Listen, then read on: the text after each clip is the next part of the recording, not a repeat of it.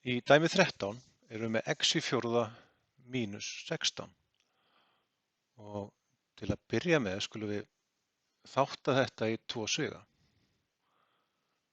Við sjáum að við erum bara með x í fjórðaveldi og svo er engar aðrar tegundir af x, til dæmis í þriðja, öðru eða fyrsta veldi, við erum bara með mínus 16.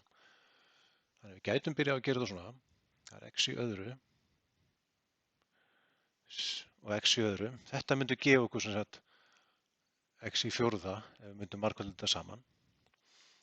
Og þar sem við sjáum að það er engar aðrar tegundir af x, það þýðir sem þetta miðjan á þessu hefur fallið niður og þess vegna þurfum við bara að pæla hvaða tölur eru að fara að setja hér og hér. Við erum með 1 sinnum 16, 2 sinnum 8 og 4 sinnum 4. Þetta er það sem er í boði til að setja inn í þessu sviga til að fá 16. En til þess að myndist engin miðja í dæminu, eitthvað staðar hérna, það sé ykkur x í öðru eða eitthvað slíkt, þá þarf talan í báðum svigunum að vera svo sama. En leið þurfa formerkin að vera mismunandi, sem er plús og mínus. Við getum gert það svona. En leið og við erum komið með þetta svona, þá er möguleiki á að halda áfram að þátta.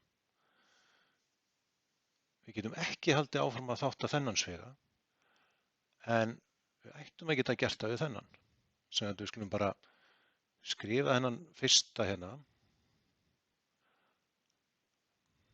óbreyttan, en við skulum taka hinn svigan og þátta hann í 2. Sem að við ætlum að skoða þennan hérna núna. Ég get sett x og x til að fá x í öðru. Svo þarf ég að spá í hvað kemur hér með tilliti til þess að það er engin miðja í dæminu. Þannig að ég gæti auðvitað fengið 4 með því að margfalda 1 og 4, en það myndi ekki ganga upp, það myndi alltaf myndast einhver miðja í dæminu. Þess vegna notum við 2 sinnum 2, með 2 hérna og 2 hérna. Og til þess að myndast engin miðja, þá myndum við hafa þetta svona. Þannig að þetta yrði full þáttadæmi og okkar loka niðurstaða.